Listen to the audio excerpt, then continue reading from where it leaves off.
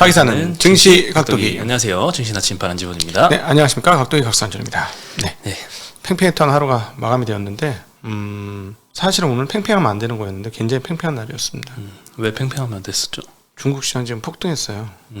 네, 지금 선전 시장 같은 경우는 한 2%대, 항생도 2%대, HSCEI도 한 2% 가까이, 그 다음 상하이도 1% 올랐으니까 보통 같으면 이 정도는 몰라야 되는데 아무래도 우리는 후폭풍 가운데 조금 있는 그런 상황이 아닌가 싶습니다. 네. 네, 아침부터 리커창 전 총리가 네. 네, 사망했다는 소식이 예, 알려졌습니다. 심정지로 급사했다는 68세인가밖에 안 되는데 68세면 젊은이 아닌가? 그렇죠, 요즘은. 조금 내가 심하게 좀 친한 척하면 형이라고 부를 수 있는 나이인데 리형 뭐 이런 이 정도인데 급사하셨어요. 네. 네. 뭐 중국 시장에 대한 뭐 영향이 있을까요? 없었으니까 올랐죠. 네, 중국 시장에 대한 영향력은 없었습니다. 근데 네. 근데 이거는 지금 중국 관련해서는 인민은행에 시진핑이 간 게 참 영향이 큰 게 아닌가 하는 생각이 자꾸 드네요.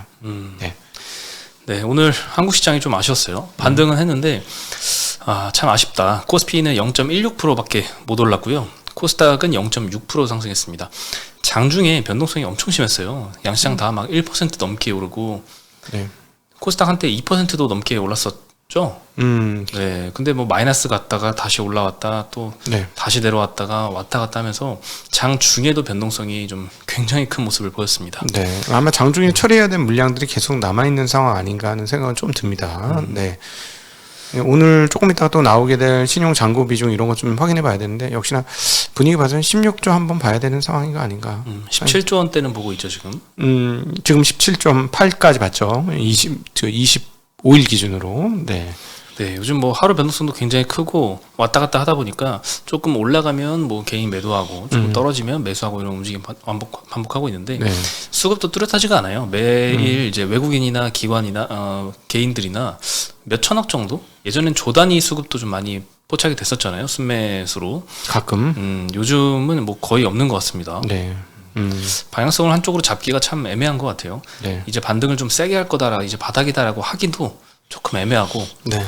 네. 그렇다고 결국은 뭐 지금 우리나라 주체가 없으니까 미국 시장 바라보고 있고 미국 시장 반등하고 그래야 되는데 이 미국과 중국 동시에 걸려 있는 뉴스가 하나 있죠. 주말에 왕이 외교부장 눈썹 진하신 분, 중국의 외교부장 이분이 바이든 대통령 외교부장이 아니다. 이분 지금 한 칸 더 올라갔는데 바이든 대통령하고 회담을 합니다. 그래서 이제 조만간에 있을 에이펙에서 미중 정상회담을 할 것이냐 여부가 이제 초점인데 왕이면 2인자가 하고 만나는 거예요. 2인자하고 만나는 거라서 뭔가 구체적인 내용이 조금 더 나오는 게 아닌가 하는 기대감은 시장에 조금 있습니다. 네. 네. 오늘 중국 마감이 없어서 이렇게 전달드려요. 다음 주 월요일 날 정리를 네, 다시 한번 해드리겠습니다. 네. 네, 오늘 업종은 의료정 메일이 제일 많이 올랐는데요. 덴티움이 오늘 7%나 상승을 했습니다. 치과 관련주들 워낙 주가 하락이 좀 컸었는데 중국 약품 감독관리국 우리나라로 치면 뭐 식약처가 될 것 같습니다. 의료기기 승인 소식이 덴티움과 아이센스 두 기업이 이름이 올라갔습니다. 그래서 네. 덴티움이 오늘 좀 많이 급등을 했고요. 전기가스 업종도 좀 올랐습니다. 한국전력이 1.6% 정도 올랐는데 전기요금 또 한번 연내에 올리지 않을까 하고 있는데 한전은 올린다. 산업부에서는 이제 올리면 안 된다. 왔다 갔다 지금 팽팽하게 논의를 하고 있다고 합니다. 그래서 그러겠죠. 네. 한전은 뭐 3분기는 영업 흑자로 예상이 되는데 4분기는 다시 영업 적자로 가지 않을까 생각이 듭니다. 참 이게 골치 아픈 상황이에요. 그러니까는 야 왜 개인들한테만 많이 받아? 기업한테는 왜 조금 받아 돈 버는? 뭐 이렇게 말할 수도 있어요. 그건 이제 그건 개인들의 입장에서 보면 맞는 얘기고, 근데 또 이제 기업 입장에서 보면은 야 지금 중국 같은 경우 우리보다 훨씬 싼 전기세 요금으로 물건 만드니까 우리보다 훨씬 싸게 물건 만들 수 있어. 가장 중요한 원가인데 우리도 해줘야지 중국하고 싸워서 이길 거 아니야 하는 어떤 산업계의 소리도 또 그것도 그 나름대로 또 맞는 말인 네. 거죠. 양쪽 네. 다 일리가 있긴 있어요. 기업 네. 입장에서도 국가 입장에서도 뭐 무조건 산업용 전기력을 올려가지고 전기요금 많이 받아먹으면 수익이 늘어난다고 생각을 하겠지만 또 어떻게 보면 전기요금 좀 낮춰서 제품 경쟁력을 좀 갖추게 해서 수출을 더 많이 해서 세금을 더 많이 법인세를 걷어들일 수도 있고 어떤 게 더 클지는 뭐 저울질을 해봐야 되겠지만 참 어려운 문제인 것 같습니다. 법인세를 올리고 전기세를 안 올려주면 어떨까? 산업 전기세를 법인세를 여기서 더 올린다고요? 올려. 최근에 좀 빠졌죠. 22%가 되잖아요. 네. 나보다는 적게 내는데 세금? 법인세는 원래 그렇죠. 아니요, 다른 나라는 많이 내는 데도 있어요. 한 그래요? 25% 내고 예를 들자. 근데 그게 이제 또 그 매출액 대비해서 차이가 많이 나긴 하는데, 그러니까 왜 이런 말씀드리냐면 저는 전철하고 한국의 의료보험 정말 좋은 제도라고 생각하거든요. 세계적인 제도가 한국의 대중교통? 지하철과 그다음에 의료보험 서비스 제도라고 생각을 해요. 네. 예. 근데 이제 의료보험 이번에 우리나라가 완전 선진국으로 등극한 게 코로나 이후로 참 의료 서비스 참 좋다. 마음 편하게 병원 갈 수 있다. 무섭지 않다 병원 가는 게. 뭐 미국 같은 데는 무서워서 못 가잖아요. 앰뷸런스 오면 저 집 망했네. 뭐 이런 데는 거야. 앰뷸런스 실려가면 사람들이 네. 옆집에서 뭐 이렇게 돈이 너무 많이 드니까. 돈이 너무 몇 천만 원 나온대요. 뭐 근데 그러니까 그런 건 너무 좋잖아요. 너무 뭐 좋은 거고. 그다음에 전철 같은 거 할아버지 할머니들이 전철에 어떤 그 무료 60% 좀 요즘 젊긴 젊다. 좀 나이 몇 살 더 올려도 될 것 같긴 한데 어려우신 분들이 그 전철 타고 어디 여기저기 막 놀러 다니잖아. 이동권이 확보되잖아. 나는 그게 우리나라 안 그래도 OECD에서 노인 자살률, 빈곤율 이거 최악인데 이거 만약에 유료 금액 많이 올리면 더 올라간다고 봐요. 그래서 이런 것들은 되게 좋은 거 아닌가? 저는 개인적으로 전철 1, 200원 더 낼 의향은 개인적으로 있어요. 뭐 다큐멘터리 보니까 그 65세 이상 무료잖아요. 네, 지하철. 네. 그 딱히 무슨 갈 일이 있는 게 아닌데 아침에 이렇게 쭉 나와가지고 산책 삼아서 네. 전철역을 좀 멀리까지 좀 이동을 해서 이렇게 그렇지. 예, 운동 삼아서 왔다 갔다 하시는 분들도 꽤 되는 것 같아요. 바닷가 근처에 있는 전철까지 가서 버스 한 번 더 타고 바닷가 갔다 올 수도 있는 거잖아요. 하루 그럴 종일. 수도 있죠. 예. 네. 그게 뭐 건강 증진 측면에서 그럼요. 오히려 장기적으로 의료비가 덜 그럼요. 예, 네, 덜 든다는 측면도 있죠. 그러니까 여기에 이제 사회 자원을 어떻게 배분하느냐의 문제인데 이 전력 문제는 그렇다고 이제 한국 전력을 저렇게 적자 상태로 계속해서 놔두는 거는 또 아닌 거는 같고 그렇죠? 그리고 또 신재생으로도 넘기는 재원을 또 확보해야 되긴 하고 참 어렵습니다. 이게 말만 쉽지 이거 실제로 내가 해보자 하면 여기서 욕먹고 여기서 욕먹고 이렇게 될 것 같아. 네, 네. 그럴 것 같습니다. 네. 여기저기서 또 요구를 또 많이 하잖아요. 각자 자기 입장만 막 그렇죠. 얘기를 하니까. 맞아요. 네, 중간 입장에서도 좀 힘들 것 같아요. 그리고 운수창고에서 항공주들이 좀 올랐어요. 에어부산이 3분기 실적 보니까 매출은 한 2배 정도 전년 대비 올라왔더라고요. 2,300억 정도 나왔고요. 영업이익은 430억. 1년 전에는 180억 적자가 나왔어요. 그렇죠. 네, 그에 비해서는 최근에 이제 세 개 분기 좀 연속으로는 흑자를 잘 기록을 하고 있는 것 같고요. 다만 순이익은 154억. 이 영업이익 430억이면 보통 뭐 영업의 손익은 뭐 그냥 그렇고 세금 내고 나서 한 300억 정도 나오면 괜찮다 생각하는데 150억 나왔다는 거는 워낙 비용이 많이 드네요. 금융비용 그 돈 많이 빌려서 어려울 때 코로나 때 어려워서 돈 많이 빌려가지고 쟤네는 이제 여기서 돈 버는 걸로 빨리 갚아야 돼. 네. 항공사들은. 네. 아무래도 항공기 리스 비용이 어마어마한 것 같습니다. 게다가 또 환율도 올라가지고. 네. 그리고 이제 유가 올리는 게 4, 4분기에 좀 문제가 되는 거 아닌가 싶습니다. 근데 이제 중국에서 얘들이 슬슬 올라와요. 누가요? 항공, 여행, 소비 뒤졌다가 이제 슬슬 올라오고 있어요. 얘들이. 그래서 영향을 좀 받을 수도 있을 것 같아요. 그리고 이제 본격적으로 중국 관광객들이 눈에 보이기 시작하는데 가끔씩 전혀 안 보이다가 더 많이 보여야 됩니다.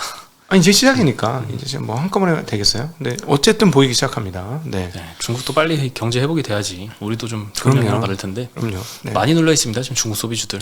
중국 가서 아이폰 사야 될 상황이야. 엄청 싸. 중국이요? 한 10몇만 원 싼 것 같아요. 엄청 싼 건 아니고 하여튼 싸. 네. 예. 네, 그리고 서비스 업종 그리고 철강금속 둘 다 많이 올랐고요. 철강에서는 뭐 사마알미늄이 14%나 상승했네요. TCC 스틸 8%. 네. 뭐 동국CM, 동국제강 이런 철강주들도 뭐 7%, 5%대 상승했고요. 오늘은 2차전지주가 반등을 했습니다. 예. 네, 그리고 종이목재가 영풍재지가 하한가 가면서 꼴등했습니다. 영풍재지 지금 세 번째 하한가죠. 거래가 없어. 아침 보니까 2,700주에 2,700주 거래되고 180만 주인가 1,800만 주가 잔고 하한가 잔고 쌓여 있던데. 그래도 한 몇천 주 거래가 되더라고요, 어제 보니까. 그래서 이거를 도대체 사는 사람은 왜 살까를 생각을 잠깐 해봤거든요. 네. 아직 이해는 못 하겠습니다. 그러니까는 와 이거 어디까지 빠질지 답이 없어요. 네. 대한금속모에서는 이제 하한가는 이제 그만 가는 것 같고 영풍재지는 아직 조금 더 갈 수는 있을 것 같습니다. 예. 지금 증권사 여러 군데에서 제일 보수적으로 보는 쪽이 한 4번 정도 하한가는 예측을 하고 있는데 지금까지 3번 갔습니다. 하한가 잔량 보면 장난 아닙니다. 지금. 네, 네. 키움증권의 손실액이 조금씩 이제 확정이 돼가고 있네요. 그렇죠. 결국 다 못 받겠네. 이 정도면. 다는 못 받고요. 네, 다 못 받지. 지금 뭐 최악의 경우에 한 3천 몇백억 정도 이렇게 적자 네. 그 손실 기록할 거다라고 보고 있으니까요. 네, 뭐 재료 소멸 아닐까 결국 악재 노출이 아닐까. 네. 네, 생각도 듭니다. 섬유유복 섹터도 FNF가 5%나 빠졌어요. FNF도 정말 끝도 없이 떨어지고 있는데 뭐 본사 건물도 사고 중국에서 이제 뭐 재고도 많이 쌓인다고 하고 반면에 이제 중국에서 매장 수는 또 계속 늘어가고 있는데 네. 예전에는 매장 수 출점 그 매장 수 확대되는 걸 그냥 단순한 호재라고만 생각을 했는데 요즘엔 참 모르겠어요. 단순히 매장만 이렇게 막 늘려나가는 게 좋을 건지 좋은 건지 참 우려스럽습니다. 나중에 비용이라든가 재고 문제를 걱정하고 있는 것 같죠. 지금 일단 대리점 형태로 이제 중국 그 로컬 업체하고 계약을 하면서 매장 수를 확대해 나가는 거라서 매장 수는 단순히 확대가 되는데 그게 곧 이익 증가로 연결이 되는 거는 아직 확신을 가질 수는 없죠. 네네. 네. 워낙 그리고 그 대형 그 중국 로컬 업체라고 이제 유통사하고 계약을 하면 단가를 제대로 못 받잖아요. 그렇죠. 네. 그러다 보니까 거기서도 조금 인기가 많이 올라가야 되는데 참 모르겠습니다. 근데 뭐 워낙 열심히 잘하던 회사라서. 네. 워낙 잘하긴 하죠. 관련된 삼성 출판사는 뭐 하나 출시해가지고 엄청 주가 오르더만요. 아 그런가요? 네네. 출판사? 뭐 핑크퐁 비슷한 건가 봐. 네. 확인을 제대로 못 해봤는데. 네. 저도 핑크퐁에는 관심이 없는데. 예. 네. 오늘 못 봤네요. 애기 생기면 관심 생기겠죠. 네. 예. 네. 나중에. 네. 그리고 LG생건이 오늘 정말 충격적이었습니다. 뭐. 20% 하락했어요. 한 번도 제대로 반등 못하고 하루 끝났습니다. 네. 한때는 이건 정말 안 빠지는 무적의 주식이다라고 생각이 할 정도였는데 네. 그래서 170만 원대까지 올라갔잖아요. 근데 지금 한 2년 조금 더 지났는데 31만 원 됐습니다. 야, 33만 원 깨지길래 와 대단하다 했는데 31만 원대로 끝났어요. 이게 몇 분의 1 토막인지 모르겠는데 엄청나게 좀 많이 빠졌고요. 네. 여기서 지금 실적도 굉장히 좀 좋지는 않았는데 가이던스까지 좀 하향을 했습니다. 네. 일단 3분기 매출액은 컨센이 1조 8,500억이었는데 1조 7,500억 정도 나왔습니다. 네. 전년 대비는 한 6% 감소를 했어요. 이거 참 화장품 매출이 감소하는 모습은 이렇게 좋진 않은데 영업이익은 컨센이 1,500억대인데 1,280억대 나왔습니다. 네. 네, 둘 다 컨센은 좀 미달을 했죠. 쇼크원이는 중국 법인의 적자입니다. 100억에서 한 150억 정도 적자를 봤을 걸로 추정이 되고요. 중국 사업 매출액이 30%대 감소를 했습니다. 예. 매출이 이렇게 감소하면 영업이익은 빠그라질 수밖에 없죠. 네.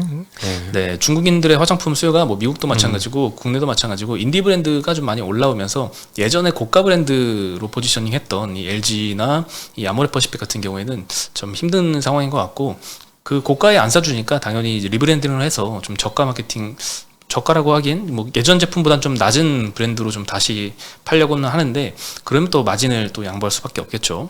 네, 그래서 실적 쇼크가 계속 나오고 있는 그림인 것 같고요. 하나증권에서는 이제 전일 종가보다도 주가가 낮은 33만 원을 목표가로 제시를 했고, 근데 단박에 깨졌어.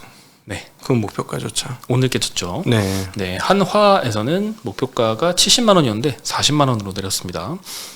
저는 이거를 보면서 그 방송 3사하고 유튜브하고의 관계처럼 느껴져요. 방송 3사, 4사가 예전에 정말 파워풀했잖아요. 네, 무소불위의 권력이다 할 정도로 권력이 셌지 않습니까? 근데 지금 유튜브가 막 여기저기 툭툭툭툭 튀어나오면서 계속 광고들을 뺏기고 있는 거예요. 비즈니스의 본질이 막 무너지고 있는 거죠. 근데 화장품은 상황이 어떠냐면 화장품도 우리 작은 업체들 진입장벽이 상당히 낮거든요. 근데 거기서 이제 그 진입장벽이 낮더라도 그 브랜드화하는 데까지 시간이 걸리는데 그 브랜드화를 소소한 기업들이 성공을 한 거죠. 그러면서 뭐를 색조면 색조, 기본이면 기본, 자기 특화된 것들을 성공적으로 가지고 가면서 하청업체로 아니라 자기의 메이커를 가지고 만들어서 성공을 해서 해외에 팔아. 해외에 팔아 일본, 그다음 미국, 또 중국 이런 데서 팔아 성공을 하니까 그 영역이 이제 잘 있게 되는 거죠. 요즘에 뭐 먹방이라든가 뭐 여행 유튜브라든가 뭐 이런 것들 뭐 저희 같은 경제 유튜버도 있죠. 뭐 그런 것들이 이제 치고 나가니까 오히려 그게 공중파 3사가 그걸 다 감당을 못하는 거잖아요. 단일 대우 체제였으니까 뭐 그런 모습하고 비슷하고 또 하나 꼭 기억해야 될 게 기업 투자하실 때 저는 LG 생활건강에 대해서 굉장히 부정적으로 얘기했던 것 같아요. 예전에 뭐냐면 브랜드가 깨졌다. 할인 판매 너무 했다. 그러니까 이렇게 큰 기업들은 브랜드를 놓치면 안 되거든요. 브랜드가 일종의 그 지적 재산인 IP인데 그 코로나 때 그 어려움을 극복하고자 엄청난 세일을 했습니다. 얘네가 그 따이공들한테 진짜 막 뿌렸어요.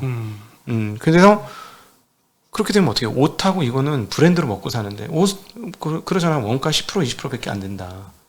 근데 그거를 할인을 팍팍 쳐갖고 조금만 남겨먹고 하면 이제 그 브랜드는 그 가격으로 인식이 되는 거지. 그렇죠. 예. 다시 못 올라가죠. 못 올라가는. 그러니까 예를 들어 100만 원짜리 30만 원에 주고 한번 사면은 그 다음부터는 50만 원 이상 사고 싶지 않아.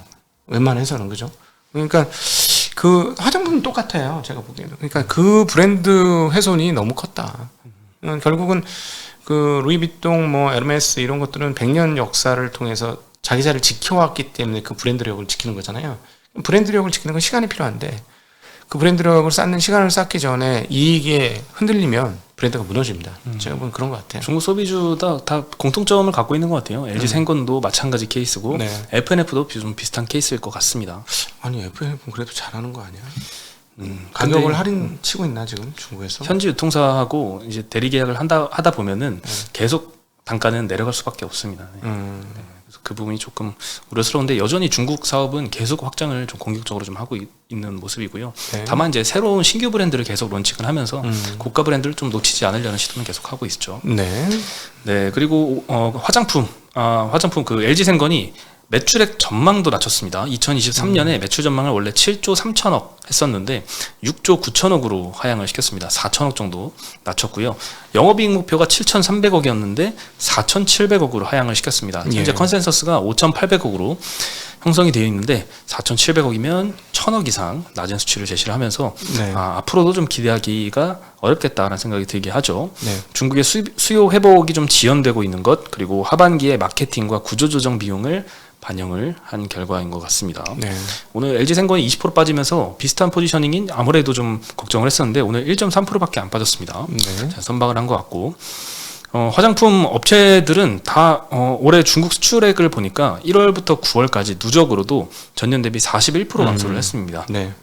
아마 이 큰 두 업체가 영향을 많이 끼쳤겠죠. 그러겠죠. 네, 화장품 수출 중에 중국 비중이 45%로 압도적 1위였는데 여전히 1위긴 하지만 34%로 약 11%포인트 떨어졌습니다. 네. 네, 중국에 점점 이제 우리의 이거 저기 코스맥스 같은 데서 다 만들어주잖아 ODM으로. 네, 다 한국 제품이야. 얘 좋은 거는. 그렇죠. 네. 네. 네.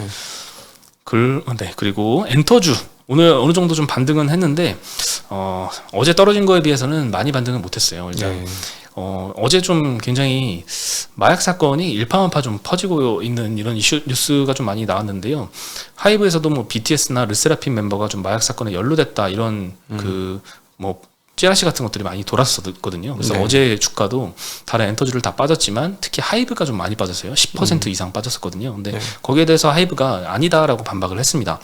네. 네, 루머는 전혀 사실이 아니다라고 사실 묵은 입장을 발표를 하면서 어느 정도 좀 아침에는 좀 많이 반등했었는데 한 4% 정도만 반등해서 어제 하락폭을 온전히 만회를 하지 못했고요. YG도 오늘 5% 상승했고 JYP는 3%대 상승했는데 SM은 추가로 1.2% 정도 하락을 했습니다. 주가 조작 사건이 지금 카카오 경영진들이 지금 연루가 됐잖아요. 조사받고 있는데 SM의 과거 경영진들도 여기에 4명 정도가 엮여 있는 거 피의자 아니냐? 신분으로 좀 수사를 받고 있습니다. 네. 이 엄청 규모가 크네요. SM 같은 경우에는 주가 조작 총 피의자가 18명이에요.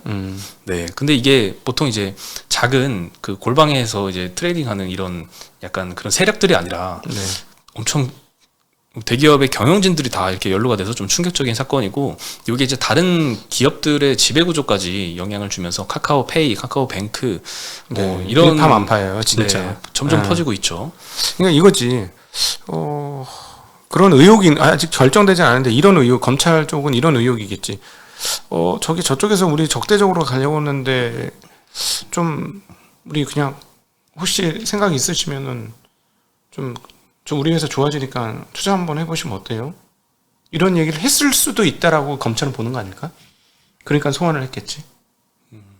이게 지금 현재 조사 중인 사건이라서 이렇게 약간 추측하기는 조금 조심스럽긴 아니, 한데 검찰 입장에서 검찰 입장에서 왜 불렀느냐. 그러니까 가격이 뭔가 좀 인위적인 것 같은데 이러면서 불렀겠지. 당시에 이제 SM 그 하이브가 12만 원의 공개 매수 이렇게 공시를 하고 나서 네. 주가가 12만 원을 훨씬 넘어버리면 사람들이 공개 매수 안 받잖아요. 네.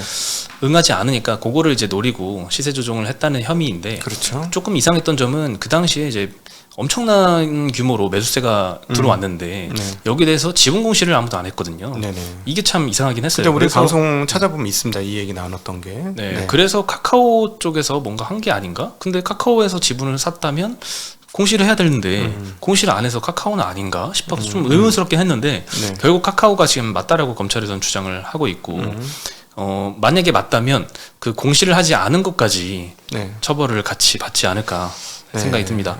그러면 또 이게 대주주 적격성 문제가 또 거론이 되고 있어서 최근에 카카오뱅크도 주가가 은행주들 대비해서 훨씬 더 많이 빠지고 있고 네. 카카오페이도 좀 덩달아 빠지는 것 같아요. 네. 그리고 SM도 최근에 뭐 앵커주들 많이 오르는 가운데서도 반등을 좀 못하고 있죠. 그리고 이제 연예인들에 대해서 아니면 말고식으로 한번 확 지르고 찌라시 날리고 이런 건 좀 안 했으면 좋겠어. 아, 그럼요. 그런 거는 범죄죠. 얼마나 열받겠어. 지금 하이브 굉장히 발끈했더만요. 좌시하지 않겠다. 그럴 하면서, 수밖에 없는 게 이제 YG는 이미 이제 소속 가수가 아닌 GD가 이제 거론이 되고 있는데 네. 하이브는 주요 매출원이잖아요. 지금 그렇죠. 멤버들이. 르세라핌 김채원 씨는 나도 알아. 그 사람은 리더잖아. 그런가요? 저는 그런 거 별로 관심 없는데 르세라핌 딱 꽂히더라고. 오빠 기분 이런 거 있잖아요. 신기하네. 노래 신기하네 이러면서. 혹시 위시를 통해서 이렇게 아니야. 나 춤도 출 줄 알았다. 네. 네. 근데 하여튼 열심히 하는 사람들 아닌데 뭐 이름 거론돼가지고 저렇게 하면 얼마나 속상해요. 그쵸? 그러니까 연예인들은 이미지가 생명인데. 아니, 저거 이렇게 한 번 해가지고 언론에 한번 돌아서 대문짝, 그러니까 타이틀을 한번 걸렸어? 연예면에? 근데 아니야. 그럼 이 사람들은 피해는 어떻게 할 거냐고. 그렇죠. 회복 불가능하죠. 이게 그렇죠. 네. 그러니까 이 사람들이 그 두뇌 작용이 있어서 타이틀 딱 읽고 그 머릿속에 딱 저장하면 끝이야. 그 다음 거를 업데이트를 안 해요. 사람들이 잘. 그렇죠. 그러면 이제 이 사람들 어떻게 되냐는 거지. 그래서 뭐 사건에 연루됐다가 나중에 결국 재판에서 무혐의를 받았는데 받아봐야 소용없어. 그 사람이 이제 낙인 찍히고 이런 케이스도 많죠. 그래서 좀 연예인 걱정하지 말라고 하는데 이런 거는 조금 예의상 국민들을 좀 즐겁게 해주는 사람이잖아. 그러니까 좀 약간 좀 뭐랄까 확정되지 않은 걸 확정적으로 얘기하지 않았으면 좋겠어요. 무죄 추정의 원칙. 예, 그렇지. 무죄 추정의 원칙을 하는 게 맞겠죠. 예. 네, 그렇게 생각하도록 하겠습니다. 네. 네. 따라따. 네. 네, 그리고 벤츠 CFO가 경쟁사들이 제품 가격을 3분의 1 수준으로 낮추고 있다라고 좀 막 하소연하는 인터뷰를 뭐를? 했네요. 전기차요. 3분의 1로?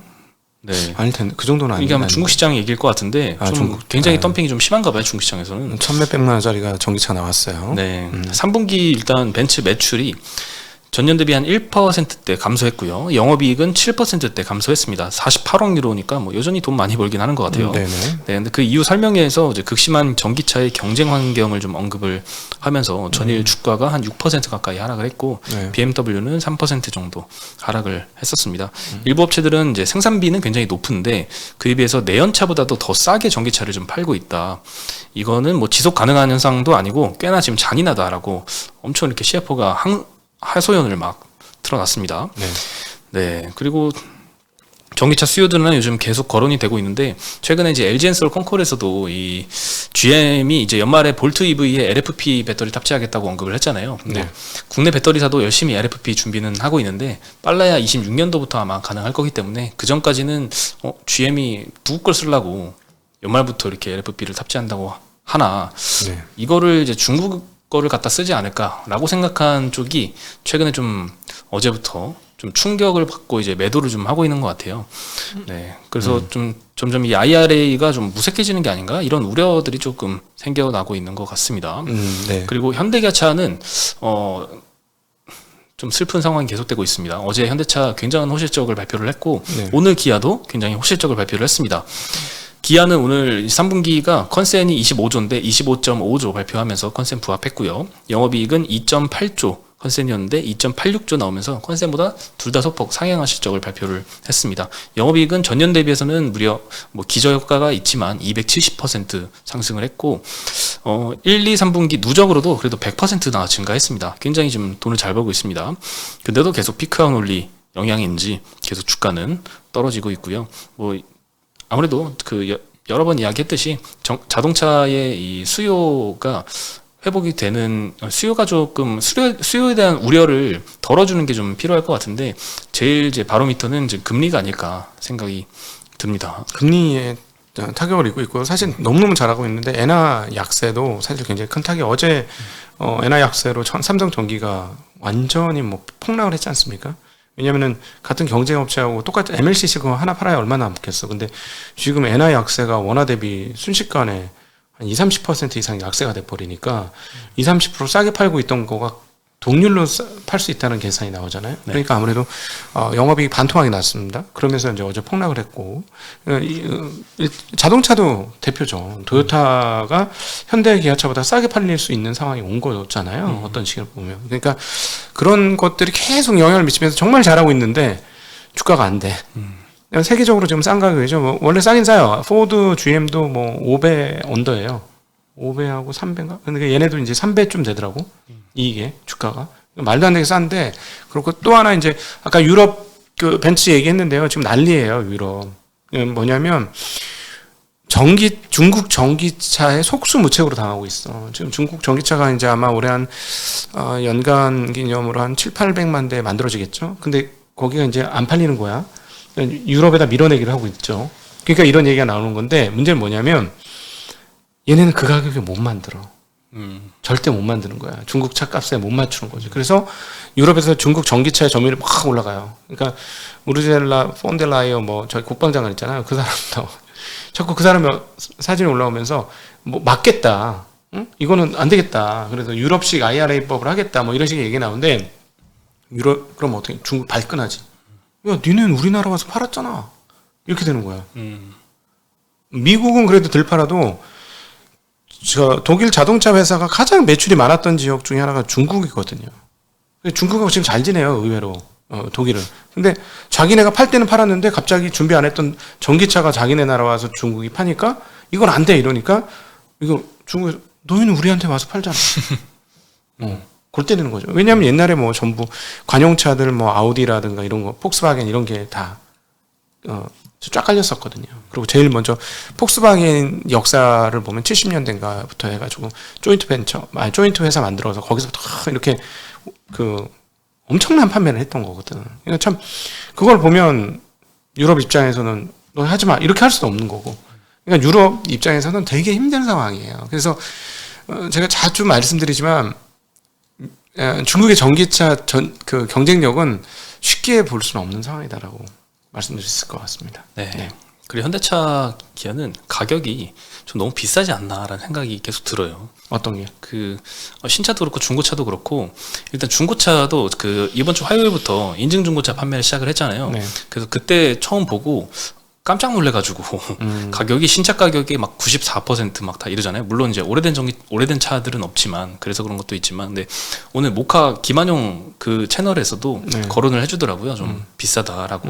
그리고 뭐 신차도 사실 비싼 것 같아요. 이제 현대차가 지금 실적이 굉장히 많이 나오고는 있는데 이 호실적들이 점점 더 많이 팔아가지고 이런 판매량 증가로 누리는 호실적이라기보다는 장기 시계열로 보면은 판매량은 플랫한데 판매 단가가 엄청나게 빠르게 올라가고 있거든요.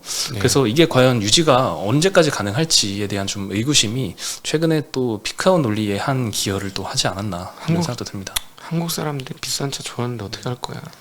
GV80 타고 GM80 뭐지? G80 그거 꼭 타야 된다는데. 아니 소나타도 4천만 원이 넘어요. 그랜저도 몇 가지 이렇게 옵션하면 5,700만 원 막 이러니까 정말? 너무 비싸요 차가. 예. 그렇게까지 올라왔어? 엄청 비싸죠. 네.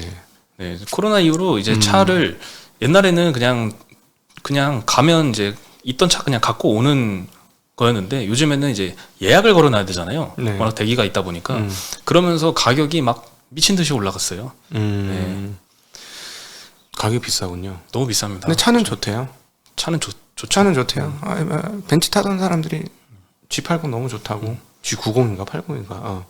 그렇다 너무 보니까 좋아요. 이 고금리에 점점 이제 수요 우려가 그래서 또 좀 센 게 아닌가 이런 생각도 듭니다. 네. 근데 저는 뭐 개인적으로 한국 자동차 비싸져야 된다고 봅니다. 해외에서 팔려면. 해외에다가 비싸게 팔면 좋겠는데 국내에서 너무 비싸게 아니 팔면 우리에서 좀 비싸게 팔다가 외국에 가면 안 됐나? 안 될래나? 네. 내장은 좋다는데 내장은 벤츠 이상이라는데 다들 외국에 나갈 때 팔 때. 그렇죠. 그럼 외국에서 비싸게 파세요. 한국에 조금 싸게 팔고. 그럼 되겠네. 그렇게 해주십시오. 예. 네. 예. 네, 오늘 소식은 여기까지고요. 그래도 금요일이니까 즐겁게 오늘 그래도 반등을 했으니까 오늘 주말 편안히 미국 보내시죠. 시장 잠깐 금리 상황들을 보면 금리 상황들 좀 그대로 유지가 되고 있는 상황이죠. 잠깐만요.